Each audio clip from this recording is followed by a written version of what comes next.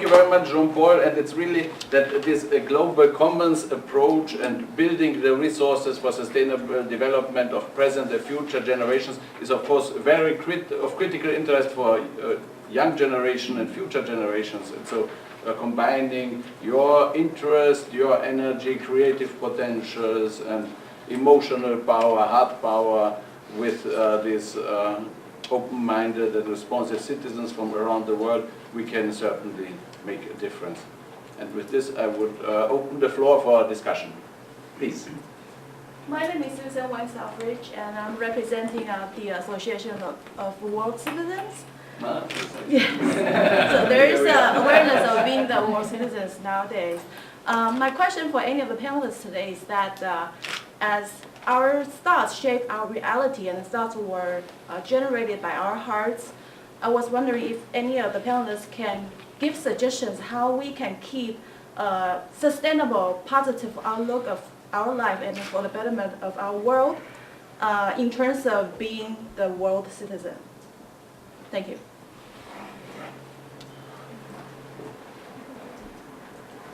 I can just, I'm not sure if I will be able to answer that question fully, but as I already mentioned in my presentation,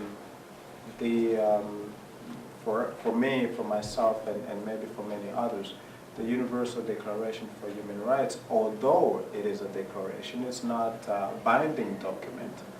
It's a very important declaration. And if you look at it, Article 1, and then you go down in Article 29, if people are informed about these kind of things and try to put them in practice, I think we can have sustainable societies. I really do believe so. Of course, it's difficult because I've already said the document is not binding. That means that the governments cannot be held accountable if they abuse their own citizens. But I think if everyone can do his or her own share in terms of looking at the document and trying to implement it in their own ways, I think hopefully we can get there and have at least some kind of responsiveness. I would like to add just a few thoughts that, yeah, although the Universal Declaration is not a legally binding document, but there are several other human rights conventions based on the declaration which are legally binding, and actually most of the states are members of those conventions. And just one more information, we heard, I think from Rosie, that the military expenditure in 2010 was 1,600 billion. And the overall total budget of the United Nations is $10 billion.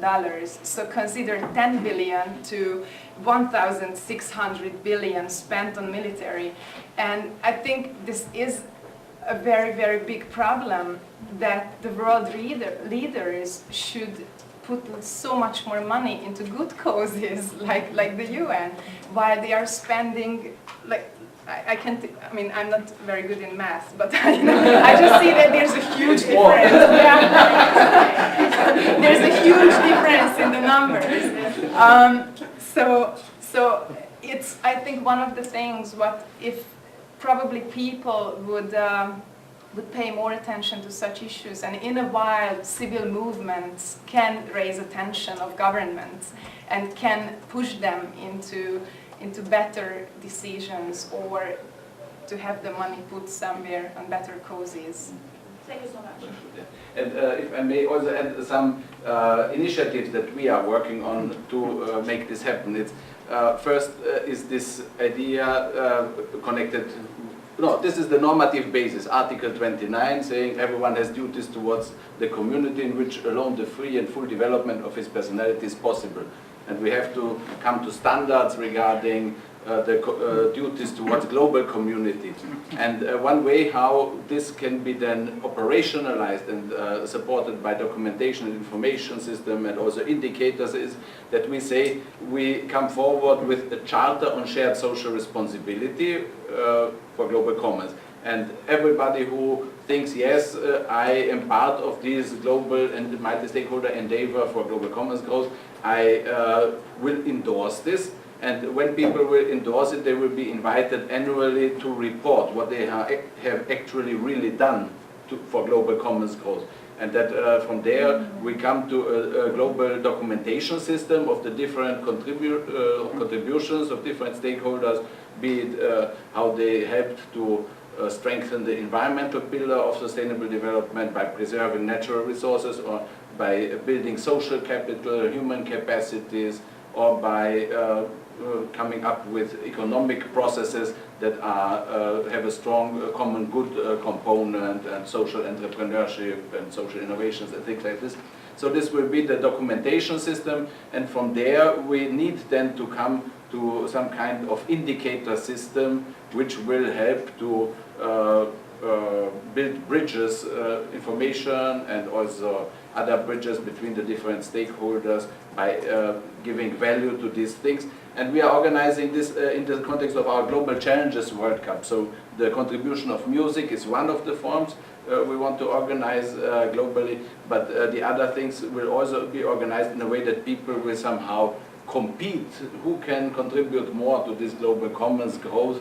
And the driving force for people to become a part of this endeavor would be, on the one hand, the very basic human need to be part of something, belonging to something, and we can build some kind of global community around this.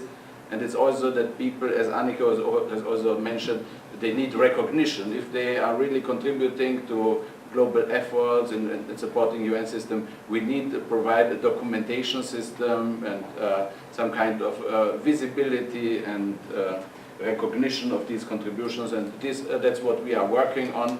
And another step of doing this will be, coming closer to this, will be a conference about knowledge, youth and global commons, which will be 15th and 16th of September in Klagenfurt, where there will be also the launch of the Song World Cup. And I have put outside some invitation folders on this, and you can find also more information about this on our homepage, and also on the homepage of the Rio+20 conference, because we are also well connected with preparatory process there.